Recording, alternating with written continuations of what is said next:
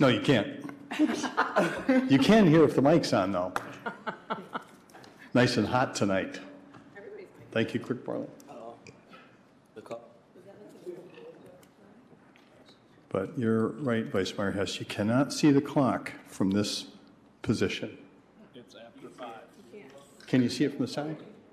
No, it is, there's a total reflection that comes right back at you. The whole thing is blurred out. So, and that's what I'm going to blame for the fact we're starting 2 minutes late.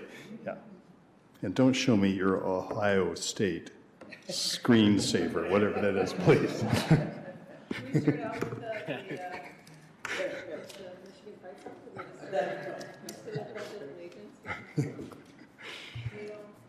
So here we are for our first official meeting here in 2024. It's so nice to be here with everybody, and I'm happy to be back.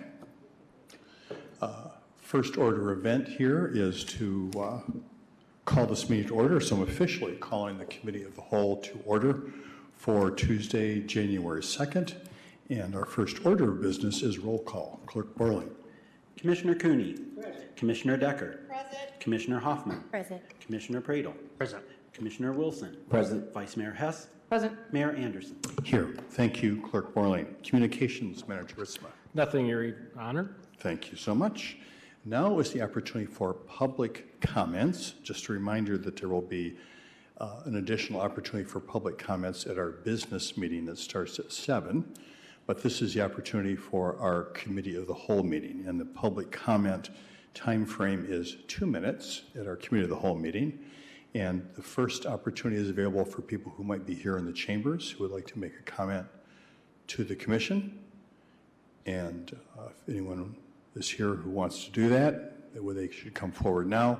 Otherwise, we will look to see if anyone has called in with a public comment, and our good Deputy City Manager Chamberlain handles that. Has anybody called in? DCM Chamberlain? We're having problems connecting tonight, so I would advise if anybody has any public comments they want to call in at the 7 o'clock meeting to the number that you just mentioned. Apologize for that. Okay, thank you so much. So some technical difficulties. So once again, reminder, there is an opportunity, same phone number, which is 888-382-9556. And please, if unfortunately weren't able to get through, you can call in at our business meeting at 7. So we are down to the work of our Committee of the Whole meeting. Manager Ritzma. Thank you, Mayor. This evening, we are going to receive a presentation of our 5-year master plan for our Parks and Recreation Department, and I'm going to call forward our director, Patrick McVeary, and he has some guests from OHM here that he'll introduce. And Patrick, the floor is yours. Afternoon, Mayor, Vice Mayor, Commissioners, Happy New Year. As you know, this is a long process that we undertake every 5 years to update our Parks and Recreation Master Plan. We started this last year around February, and then really got into the work the beginning of the summer, starting in June, and then the public meetings that we had. So tonight we're going to present you with the final draft plan. I believe it's also in your packets as well. And then we'll bring back a resolution at the January 22nd meeting for adoption. So what I'd like to do this afternoon is introduce Eric Dreyer and Rachel Bush from OHM Advisors, the consultants that we worked with to put the plan together, and they're going to do a brief PowerPoint, and then we'll answer any questions after that. Eric and Rachel.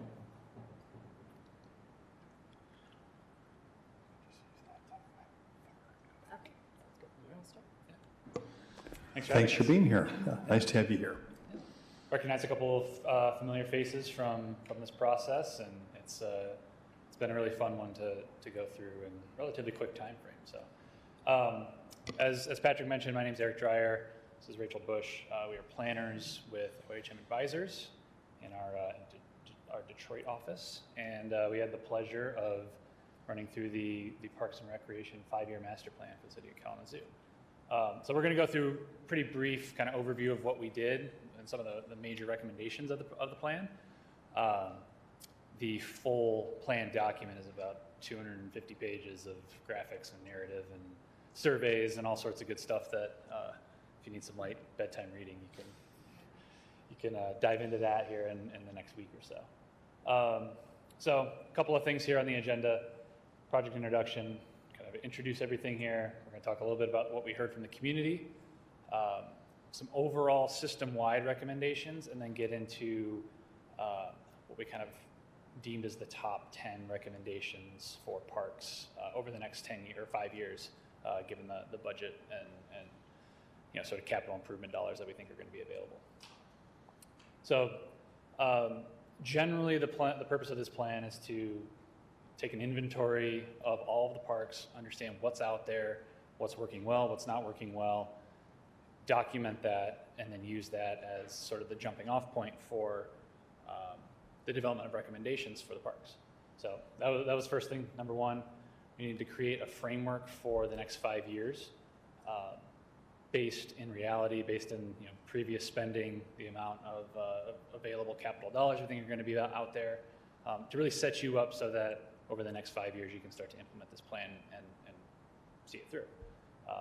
And then we wanted to develop some specific actionable recommendations in a way that you can go through, check the box, say, yes, we did that, move to the next one, and prioritize those out so that here are the most important projects that we think are necessary for the community, and then move down the way through all of the parks and say, we hit the most priority or the most impactful ones first, and we're going to go through and continue on.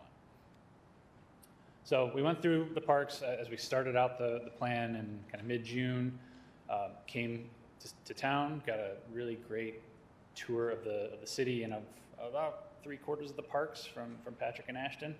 And that sort of gave us an understanding of what's out there, but did a pretty high intensity, in-depth analysis using GIS and some other software to really categorize everything that's in the park. So 60 parks total, you got over 1,000 acres of parkland.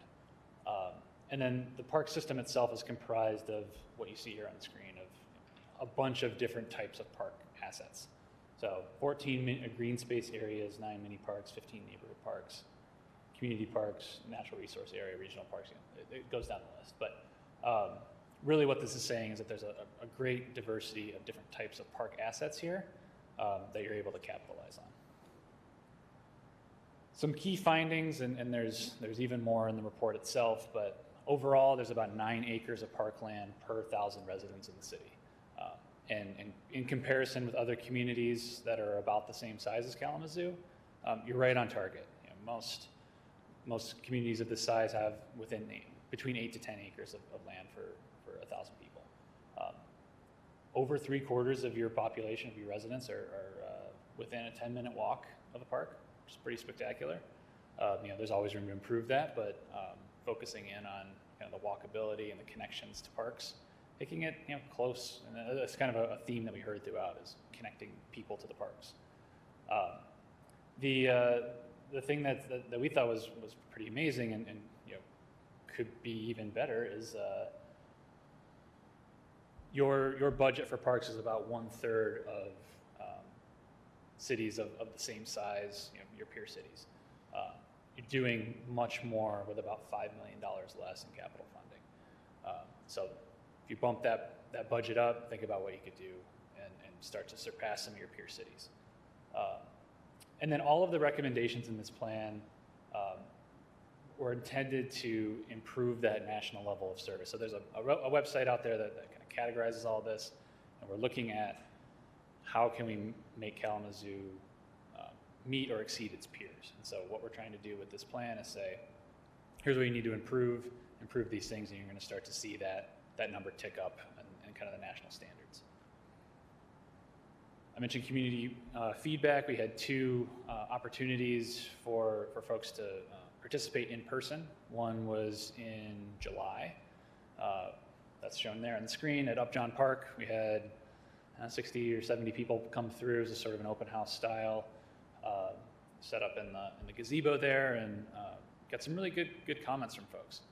Came back again in October on a kind of cold and blustery day. I think I saw a couple of you there.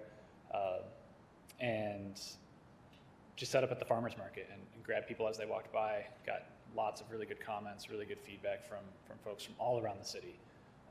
And in addition to that, we had a number of stakeholder interviews. So we met with some of you all, other folks from Discover Kalamazoo and the Foundation for Excellence and the schools and the planning department. I think we did 10 or so in total, really to try to understand everyone else's perspective on what they see about the parks. We had a statistically significant survey, which was done by our partners at ITC. They did a survey of, I think, 354, but they got more than that. Matches the population breakdown and demographic breakdown of the city, and got some really, really good feedback from that. And then we did our own survey, kind of less scientific, more just an online survey, and got another 350, 400 responses or so. And then since January 5th, we've had the 30-day comment period open, and we've been receiving comments from the community just on an email basis, and have been able to fold those into the plan as well. So I mentioned some of these, 700 people that we talked to, got feedback from, over 100 comments from the public meetings in person. And some of the kind of major feedback that we heard was 64%, 65% of your residents are visiting a park on a weekly basis. And then we heard some desires. People really wanted to see trails. Trails was kind of the number one thing as we went through the process of want to see connections to the parks, connections to other cities, and using the parks as kind of the trails as kind of linear parks.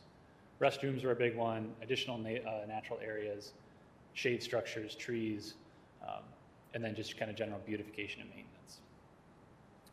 We asked the question of why people may not go to the parks, and kind of the two that rose to the top were the perception of safety or safety in general, and then the lack of information or misinformation.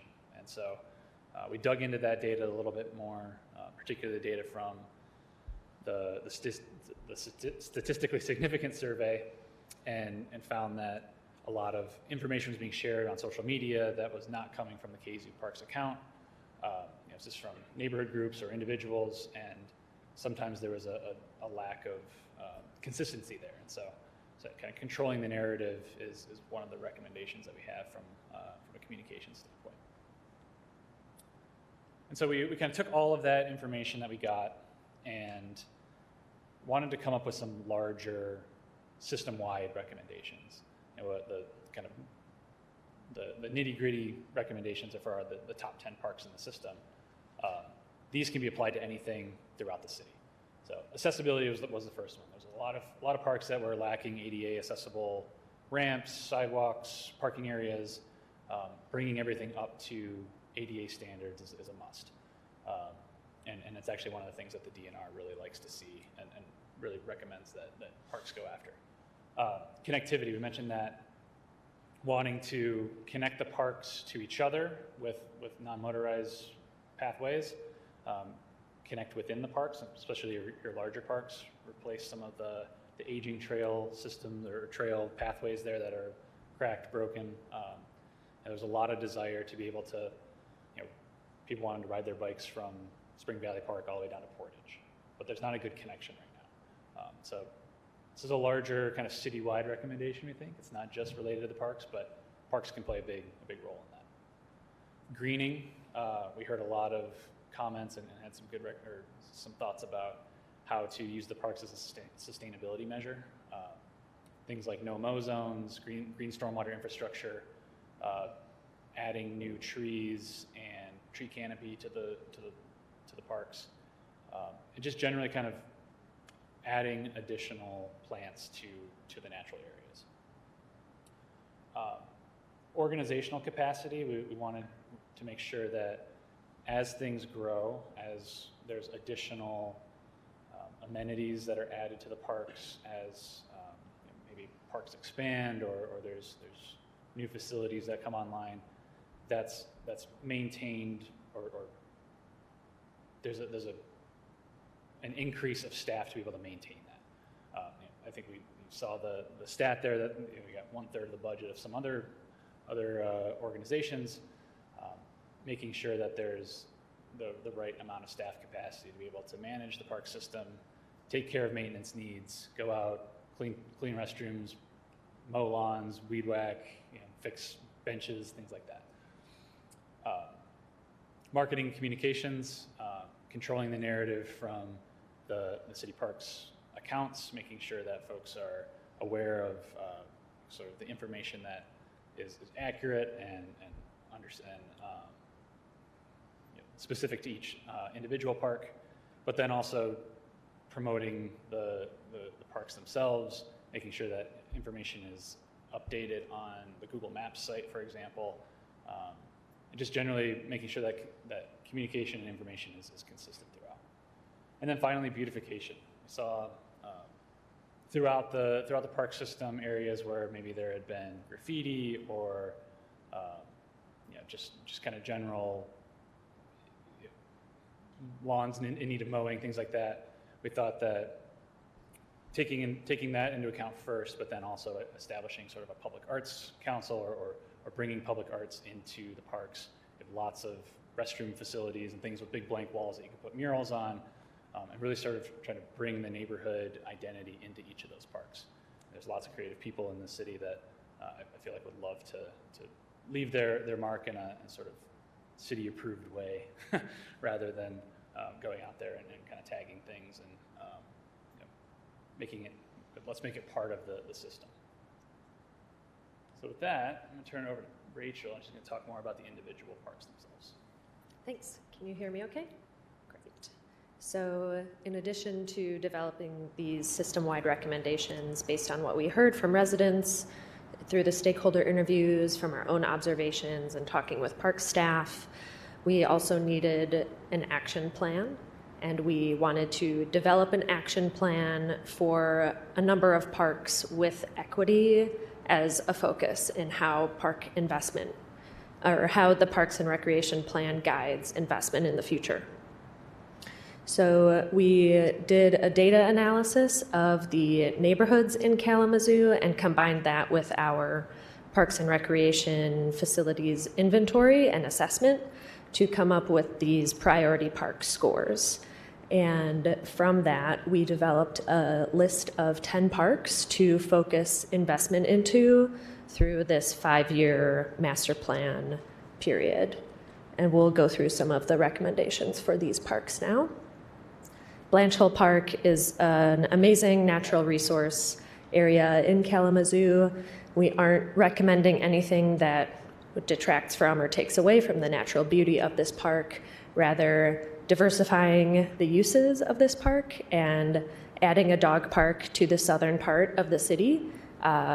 We understand that Fairmount Dog Park is very well attended and beloved by Kalamazoo residents, and while the park is open year-round, there can be an off-leash dog park available as well. Disc golf is very popular in Kalamazoo. It is an activity, a sport that also gets pretty substantial year-round utilization. So adding 3 disc golf holes as well as the dog park, building onto previous planning efforts to add a connection to the Celery Flats trailhead just south of Blanch Hill Park and Millam Park, as well as supportive features like a year-round restroom to just make Blanch Hill a place that is accessible and can be utilized year-round. And the opinion of cost for these improvements is around $700,000. Fairmount Park is already has some supportive amenities like grills and a parking area and benches for people in the neighborhood, as well as visiting the dog park. There is an opportunity to add additional grills as well as a reservable pavilion, and advertise that to the community for some revenue and activation.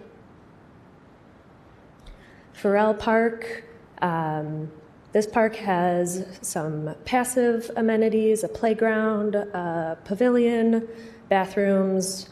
Our understanding is it's used for kind of informal recreation, sports practice. And we saw an opportunity to add a safe crossing to a nearby school, and also activate the city-owned parcel across the street with a pathway. There's funding available for these types of projects through Safe Routes to Schools, and it could not only add a safe pathway, off-street pathway and crossing, it could also be activated in the future as a pocket park or for school activities. Knollwood Park, the disc golf course here is well utilized. It's near the Western Michigan University campus, and it's surrounded by predominantly student housing.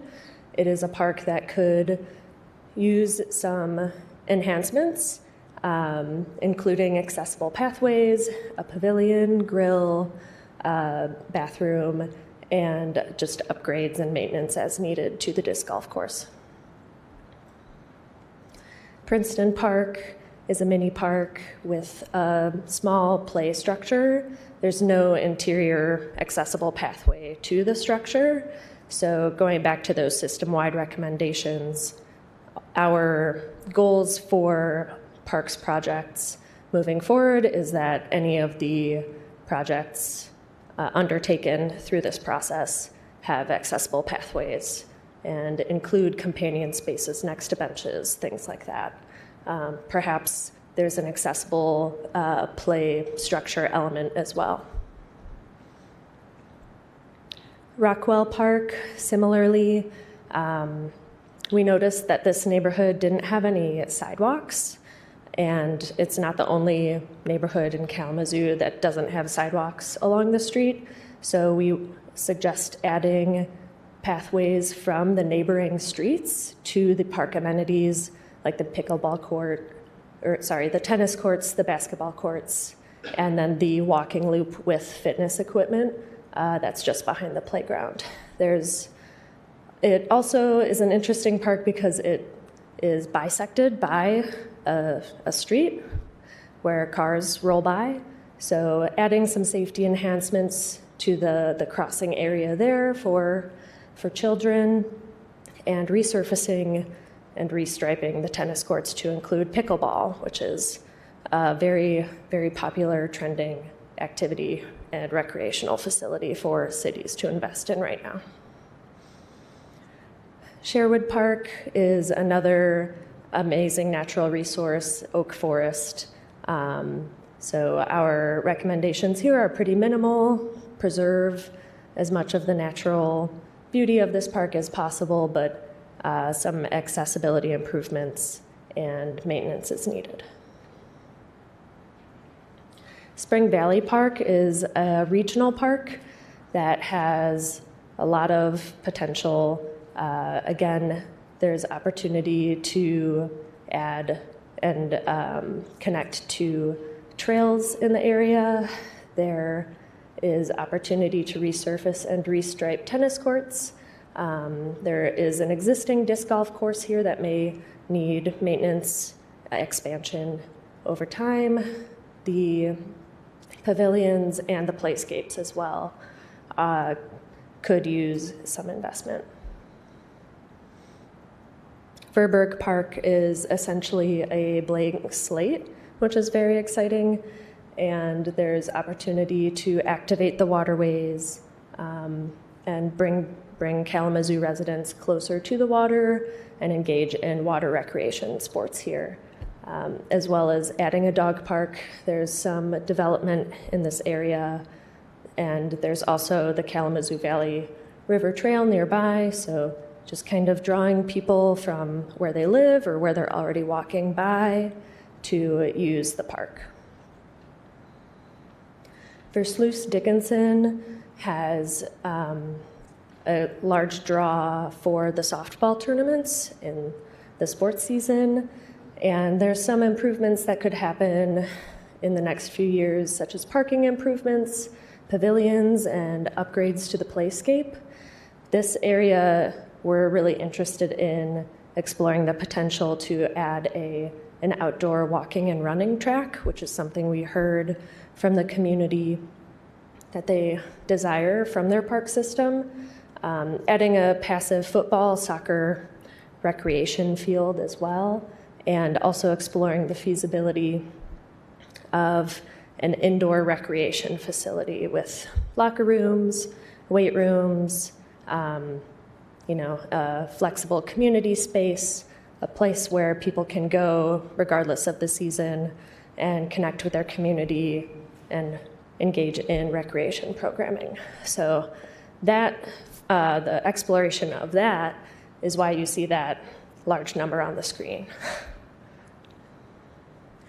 So as far as implementation goes, for the 10 parks that we just discussed, that total comes to about $9 million, and our intention is not to say this egregious number and you have 5 years to commit, or you should commit to, investing this much in 5 years.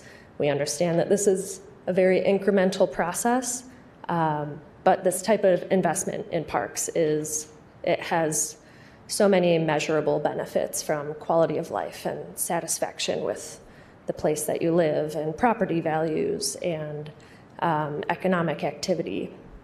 So these are our recommendations to guide investment with a focus on equity in 10 parks. And system-wide, the opinion of cost that we came up with is about $13 million. And we, in the final report, you'll see there's a number of government agencies, nonprofits, philanthropic sources, grant funding, in addition to the capital improvement projects budget and general funds to support these projects. So we'd like to open it up to you for your questions, and we can try to address any questions or comments you have now. Thank you so much, Rachel and Eric. I appreciate that. Questions, commissioners? Yeah, Commissioner Cooney. I'm wondering why Millen Park is not included in that. Is it because I know you've been doing things there, but I was wondering, because that's a pretty big park and very.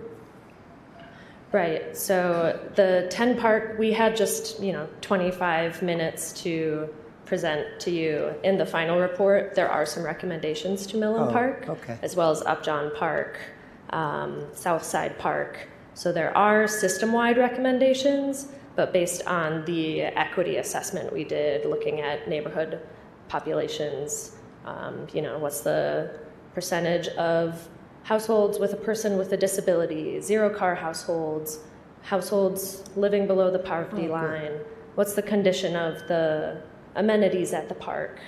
Are the people living in the neighborhood within a 10-minute walk to a park? We looked at all of that data to then select these 10 parks. Good. So there are recommendations for Millen Park, to answer your question. There's probably recommendations for 75% of the parks, individual recommendations. The ones that we went through today are just the ones that we think you should focus on. Like if you had the money and had to spend it now, do these, because those are the ones that are in the most need. Thank you. Other questions? Thanks for the presentation, guys. A couple of questions here, mainly on the organizational capacity. You mentioned the staffing shortages. Is that more so, does that have more so to do with lack of available opportunities, or a lack of applicants? And then second part, I know you mentioned that maintenance is a part of that proposed budget for those implementations. Obviously, organizational capacity, as you mentioned, is going to have to be increased. I'm wondering if those additional costs for organizational capacity are included in those estimates.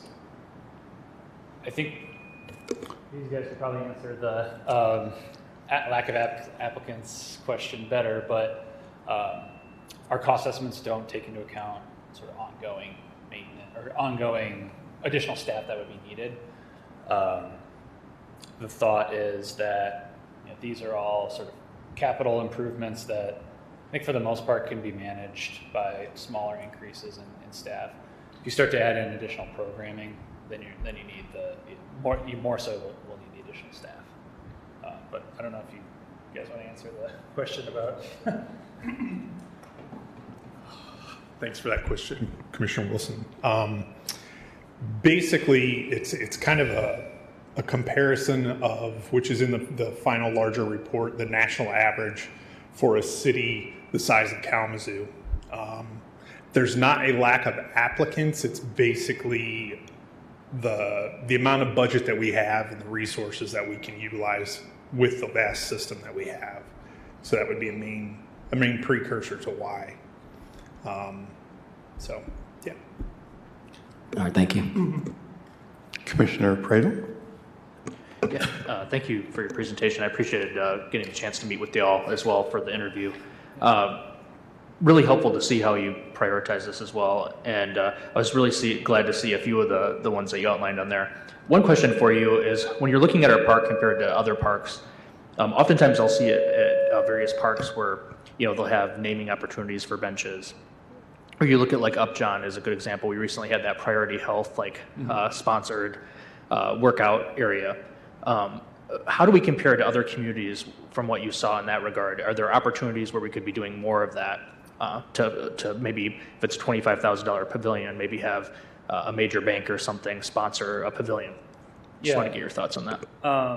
That's a great idea. Something that we had talked about, and something that we see in a lot of other communities, sort of who may not have the budget to go out and do capital improvements.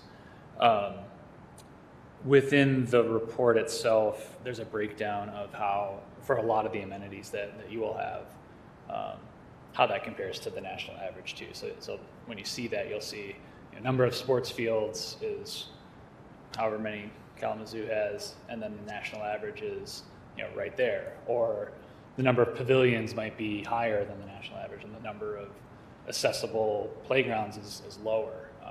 So there's some very individual metrics that you can start to follow and say, here's where our priorities are. This is where we should probably start to identify where maybe corporate sponsors could come in and say, well, we have a goal to improve accessibility to all of our parks. Here's what we can start to do to get up to the national average. I think there'd be quite a bit of local appetite for that sort of thing. And even just looking at some of the local parks, you see like there was a major splash pad that opened up, I think, in Texas Township not too long ago. The whole thing was pretty much funded by private donors and corporate sponsors. I mean, when the giant bucket spills over, it's like a local credit union's logo that spills over. And I mean, to be honest with you, I could care less, if that's the case, if that's somebody who wants to support it. But also even just, you look at benches, there's an appetite for that. People are often looking for some way to memorialize or honor people, organizations as well. I think the thing to keep in mind with the larger amenities like a splash pad or a pool or a soccer field or something that's going to require some ongoing maintenance is make sure that that's baked into that sponsorship. Because you don't want to straddle them with having to fix a splash pad when nobody knows how to fix a splash pad. I was using that as an example, but yeah, absolutely. The other one I was curious, you alluded to this a little bit in the presentation, but in Blanche Hall Park, it's been an area where there's kind of a stop when it comes to the trail. And I know that's been something I've heard from a number of residents in the community that they would love to see the continuation of the trail. Would that include extending that trail route as far as we possibly can through that park? Or Sorry, I didn't mean to interrupt here. Hopefully, yes.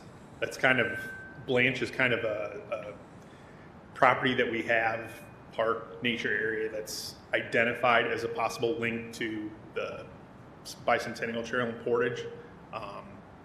I know there's still some work that needs to be done as far as linking it from where it ends right now at Reed Court down the rest of the way. But I think that's going to be one of the major players as far as the final connection because it is such a vast property.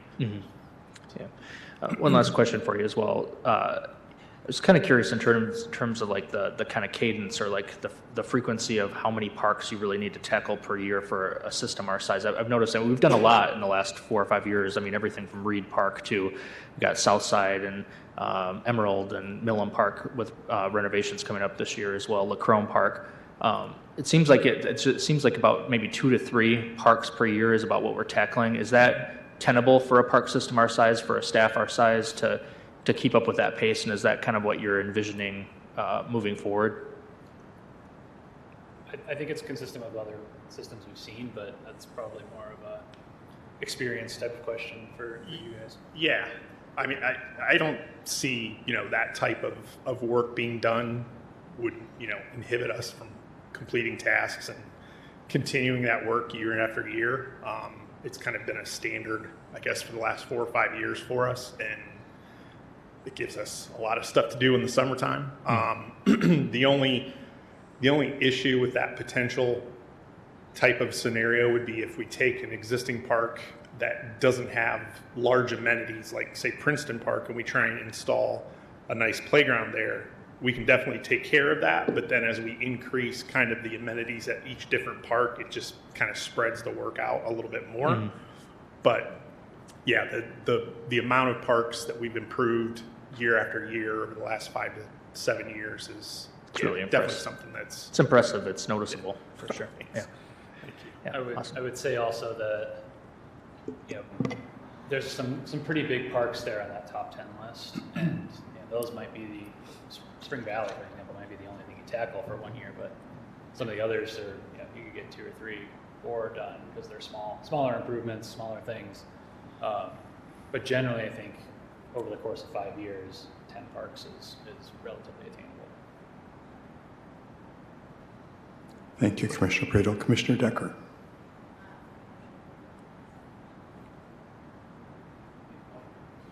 I was just going to say thank you, Mayor. Commissioner Praedel was asking the question that I was going to ask. Okay, great. Vice Mayor Hess, yes.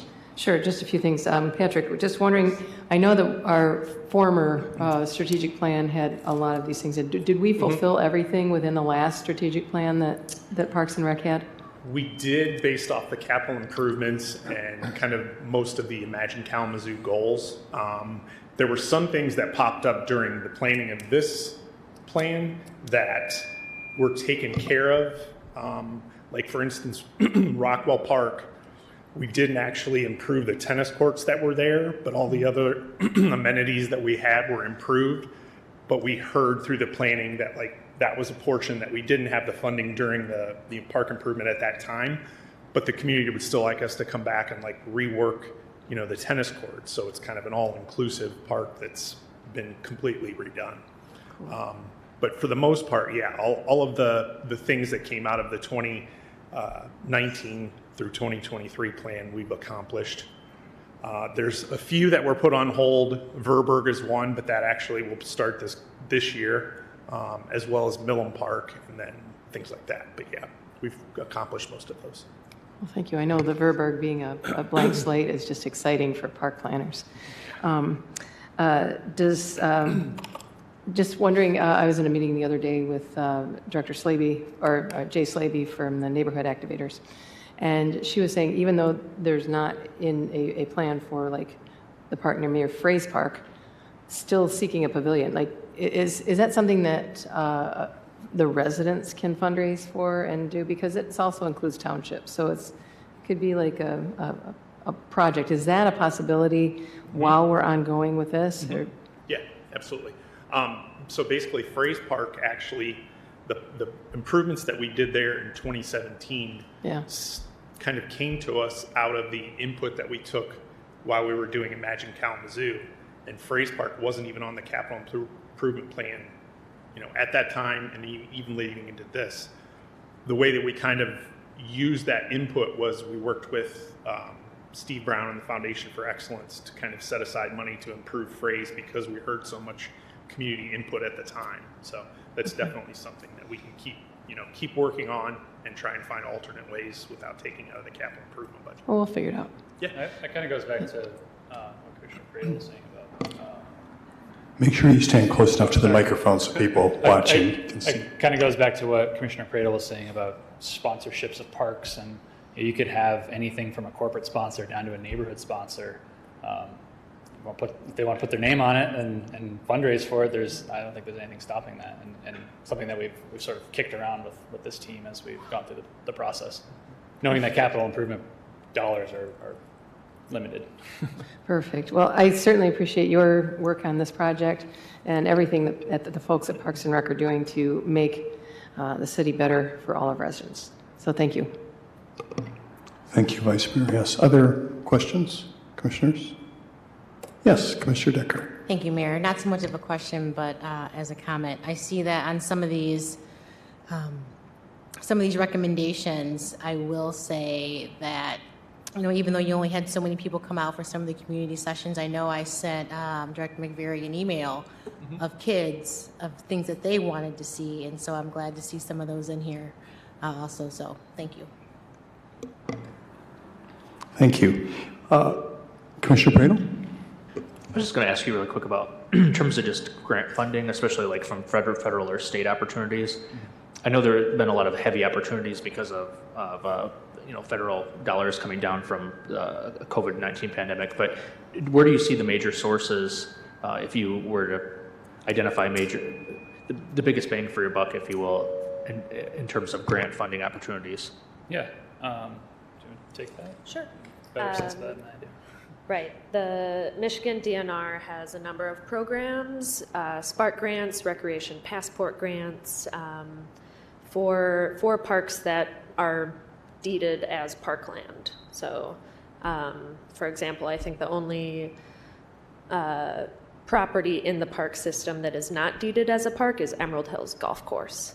So everything else cannot be developed into housing without requiring a vote and public support.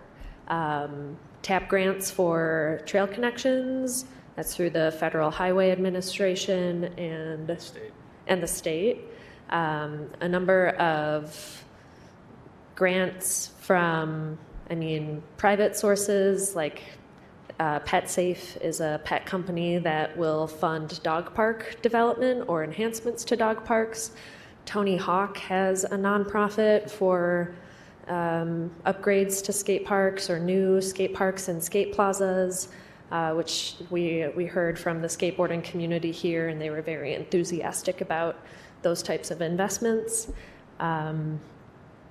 The Community Foundation, Kalamazoo Community Foundation, Foundation for Excellence, those are some of the sources that we identified through this process. Anything else? Yeah, within the final report, there's a list of that and more, with who to contact and a little bit of information about each of them.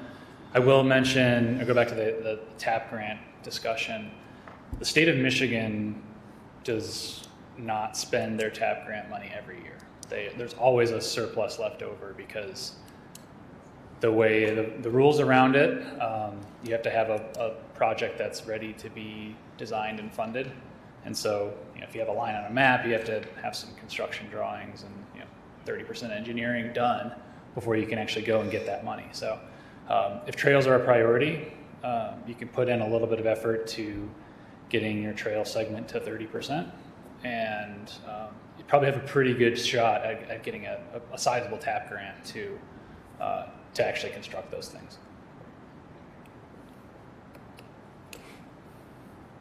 Thank you. Other questions, commissioners? All right, I've got a few. Just first one for city manager here. Is there any statutory requirement that we have a park master plan? Or is this something we do of our own volition? I believe there is a requirement. Patrick? Yeah, I believe there may be something mentioned in the charter, but the majority of why we do this master plan is to be eligible for funding through the Department of Natural Resources. So that's a state expectation then? Yes. Okay. Yep. And does this master plan tie in at all with our big master plan work? Or is this just a separate master plan that a municipality does? It does, however, with how the master plan for our department fell and the new 2035 that we're beginning right now internally and then going out to the public, there was an offset, and you can't ask for kind of an extension through the DNR. They basically told me that you didn't have to submit a master plan this year, but then you'll actually have to take a year off of any type of grant or funding request if you do that. So in kind of working with Assistant State Manager Kick and Deputy City Manager Cheney, we decided to just go ahead and keep on track with this, and then any of the new input we receive from Imagine Kalamazoo 2035 will incorporate kind of at the tail end of this and then into our next one in 2029. Okay, that's helpful.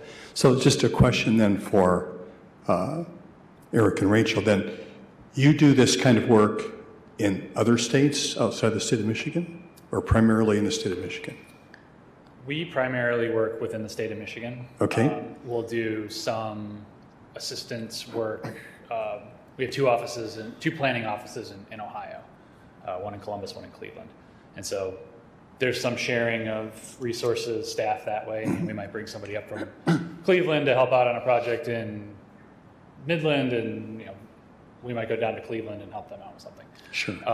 But the majority of the work that we're leading is southern Michigan, southeast Michigan, Lansing, Kalamazoo, anything below Midland, Saginaw area. All right. Every once in a while we get up north. Okay.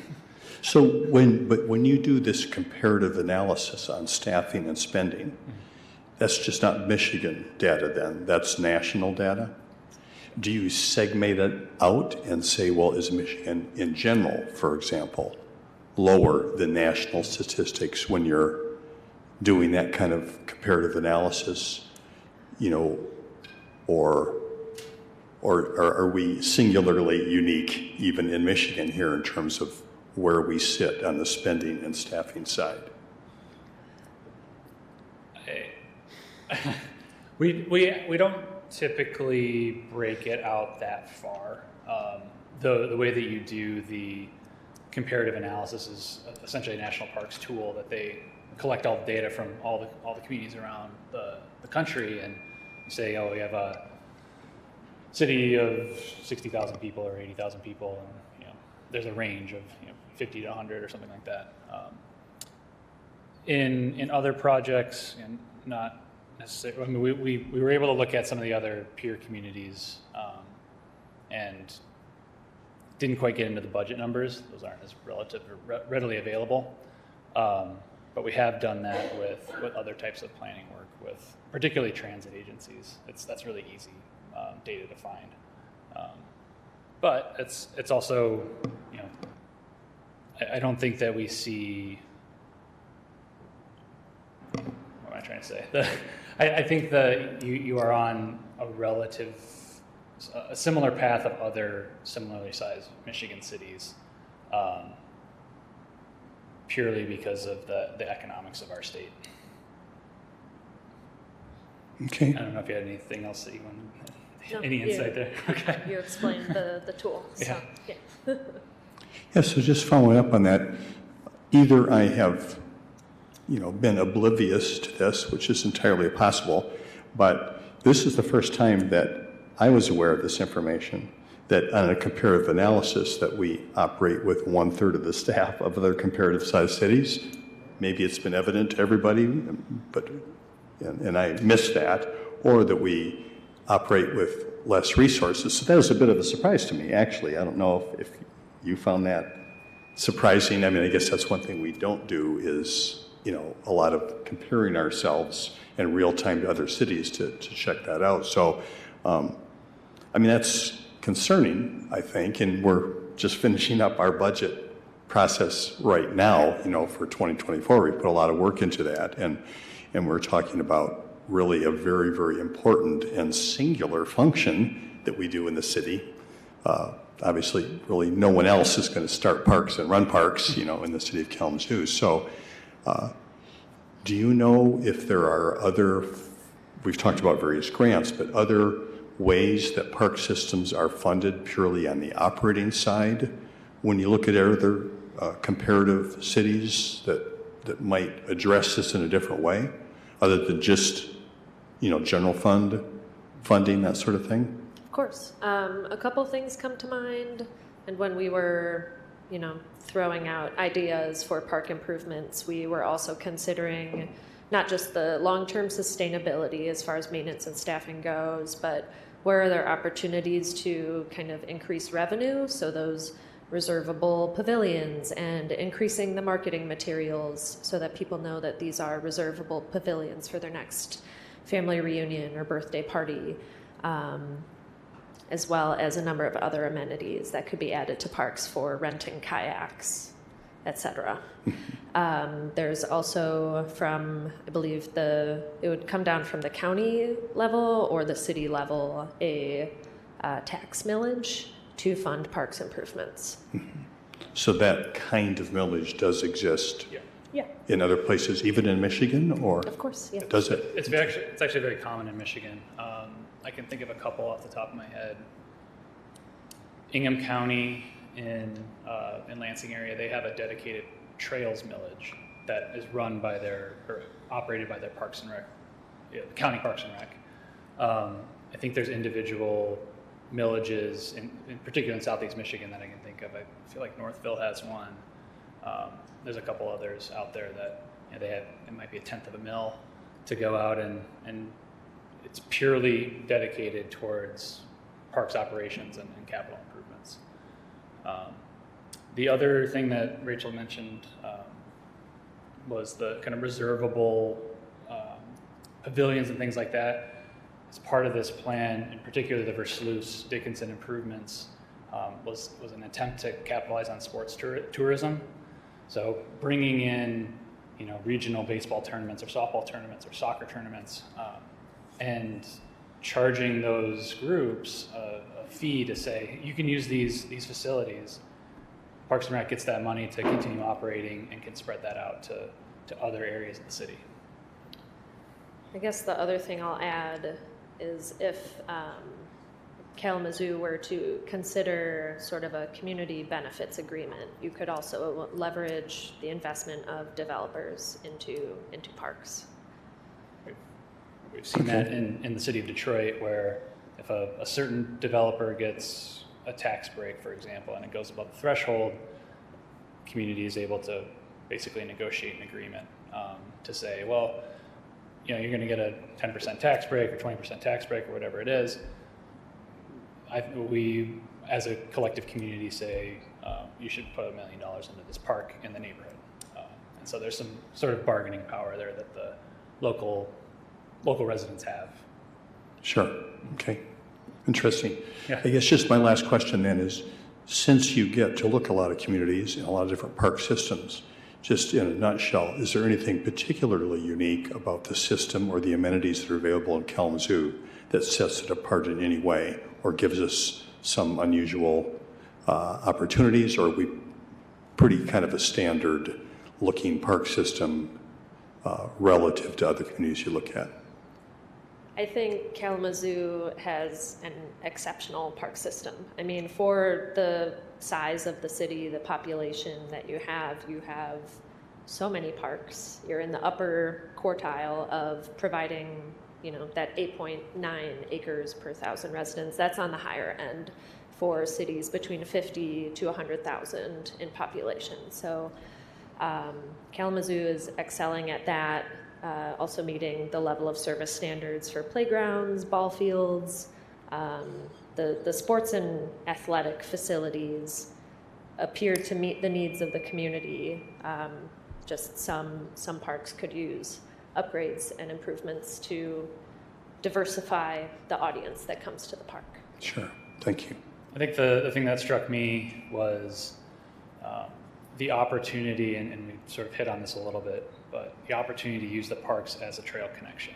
You have bits and pieces throughout the city that have trails within them but don't quite connect to the other facilities, and you could almost have kind of these green belts or green necklaces through the city that provide opportunities for people all around the region to come into Kalamazoo and visit, see the wonderful things that you have here. And then generally, I think the amenities are, as Rachel mentioned, are very good for a city of this size.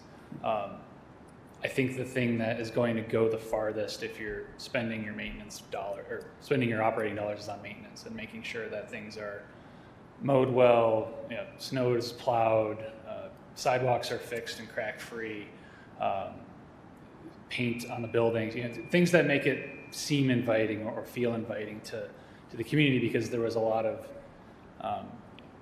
skepticism from the survey, the people who took the surveys, that I don't feel safe when I'm there. And whether or not it's unsafe, the perception of safety is not quite there. And I think a little bit of money can go a long way by pulling some of those, branding elements and plantings and public art and things like that that really make it feel like a community space rather than just a park.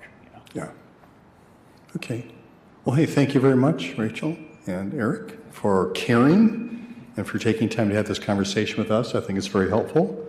Appreciate your efforts and your work. Thank you so much. Thank you. Thanks for having us. Yes. Manager Witzman. Yeah, just to wrap things up here. So we'll have a wonderful opportunity next month to talk about parks and more in our retreat coming up. So keep that in mind, that as we look forward, we've had a great presentation this evening, but we also have a lot of other things we do that compete for limited resources. So it's a great opportunity at our retreat to kind of lay that all out there and prioritize. So look forward to it. Thank you. Thank you. Thanks. All right, I know we do have another activity planned for this evening. The next thing on our agenda is commissioner comments. For anyone who's paying attention, there will be an opportunity for commissioner comments at our business meeting at 7 as well. So I'm presuming, since we do have something else planned, no particular commissioner comments for this meeting. All right, well then we will be adjourning our committee of the whole meeting, and what we're going into is a training, actually, so that will not be an open session. So you won't be able to watch our training on public media or Facebook or anything like that. This is a particular training for us here in the chambers and for the commission. So at this point, we are adjourned, and we'll see everybody at 7 o'clock. Thank you.